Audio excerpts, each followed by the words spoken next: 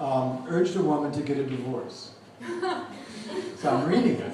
I'm reading it at Beyond Baroque. Eric knows Beyond Baroque. It's a cool little venue in Venice, California. It's a funky little place.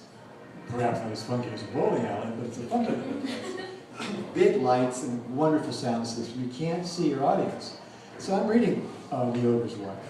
And as I read it, I hear a sob somewhere toward the back.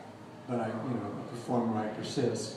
And in the hall outside, this woman comes up to me and says, she said, I finally decided I have to divorce my husband. Now, before I read The Ogre's Wife, I have to remind you of this. The Ogre's Wife is the character in the Jack and the Beanstalk story. And in that little story, it's been Disneyfied and homogenized and sanctified so much. It's a story about a little guy who triumphs. But in the original story, Jack climbs. The Ogre's Wife hides him.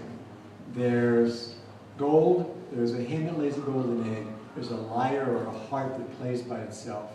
But what people forget is the Ogre's Wife, the ogre, is a cannibal.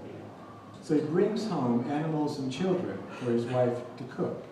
And of course, Disney left that out, but it's part of this poem. And you'll see why the woman decided to get divorced. The Ogre's Wife.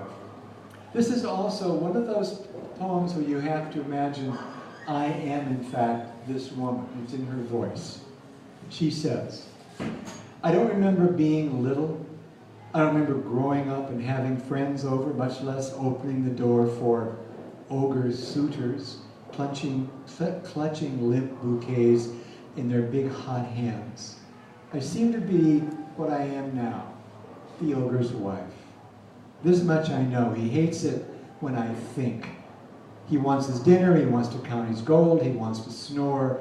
He'd beat me if he knew I was writing this in blood on the cutting board.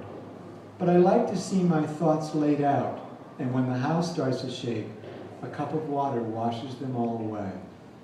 He throws open the door and drops something on the table, a cow or a limp boy in the clothes his mother made him. I've walked to the end of the straight road, and it just stops.